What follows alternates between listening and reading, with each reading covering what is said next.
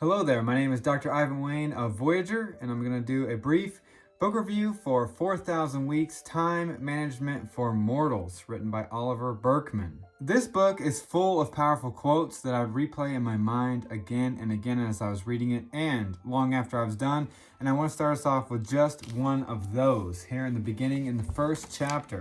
We are obsessed with our overfilled inboxes and lengthening to-do lists, haunted by the guilty feeling that we ought to be getting more done, or different things done, or both. How can you be sure that people feel so busy?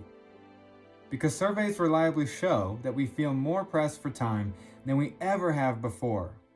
Yet, in 2013, research done by a team of Dutch academics raised the amusing possibility that such surveys may understate the true scale of our busyness epidemic, because many people feel just too busy to participate in surveys. The demands for our time is ever increasing, but the amount of time that we have in our average lifespan is not increasing at the same rate. Sure, we're going to live longer than we did 200 years ago, 500 years ago, but the demands on our time is ever increasing and exponential, and this book really throws out a theoretical and more of a philosophical argument to time management, and that maybe it's not micromanaging our time that's going to make us happier, but instead retuning and refining our priorities.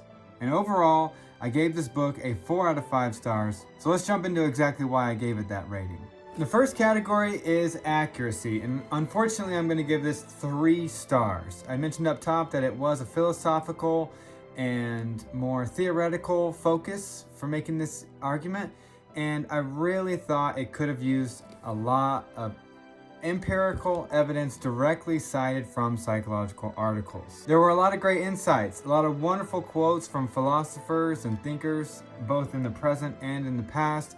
There's a lot of good anecdotal stories and evidence to make the point, but there just is not academic research data driven conversation to back up these claims and these theoretical assumptions with evidence.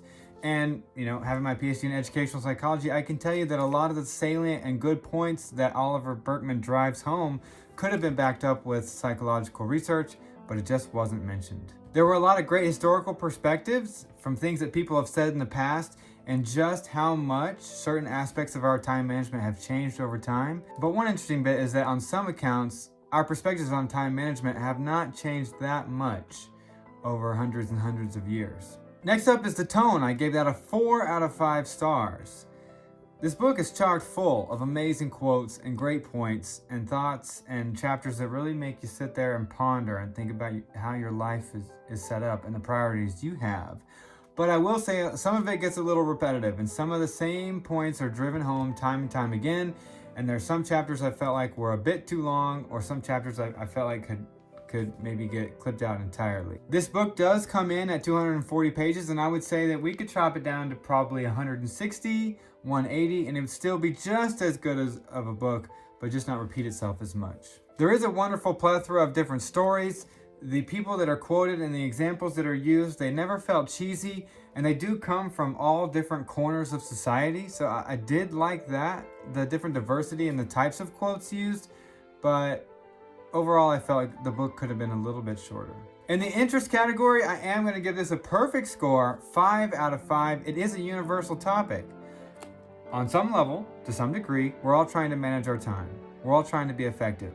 And I think I speak for all of us when I say we want to use our time well. We want to enjoy our life. We want to be present. We want to do the things we love.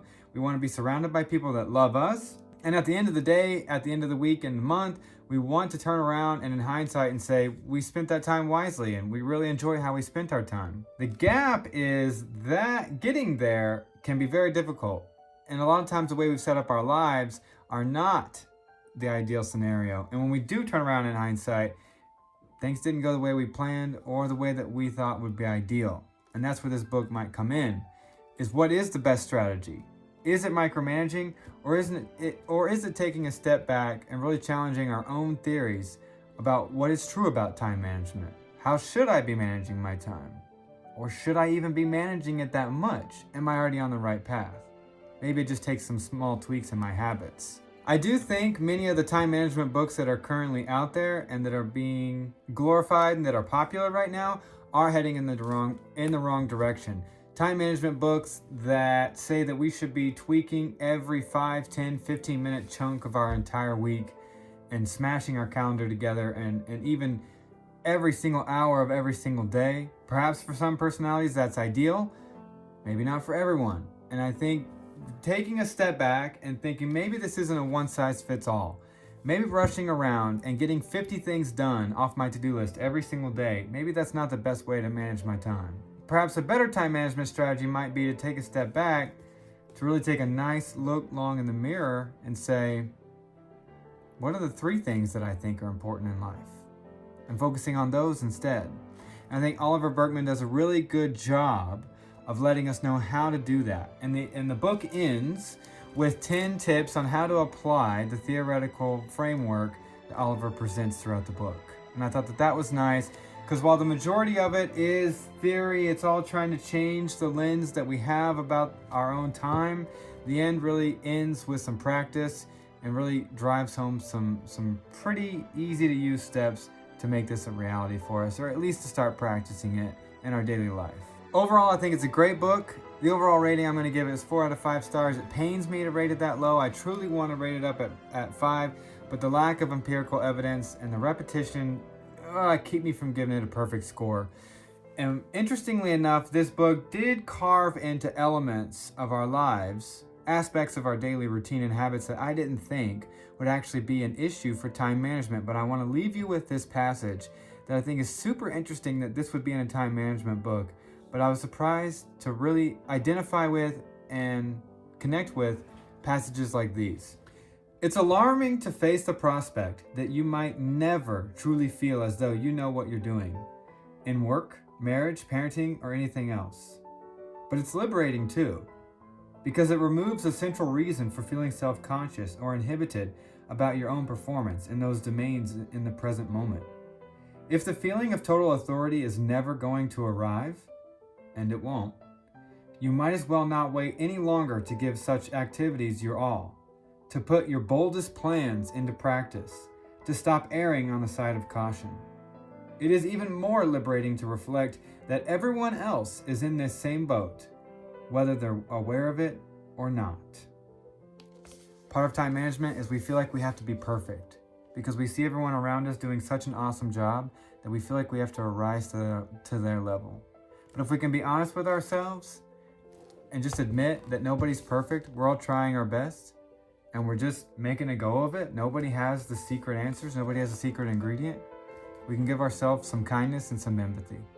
So check it out, 4,000 Weeks, Time Management for Mortals by Oliver Burkeman. It is a good read, maybe not my favorite book in the world, but it just might be my favorite book I've read specifically on time management as a subject. My name is Dr. Ivan Wayne of Voyager. Talk to you soon.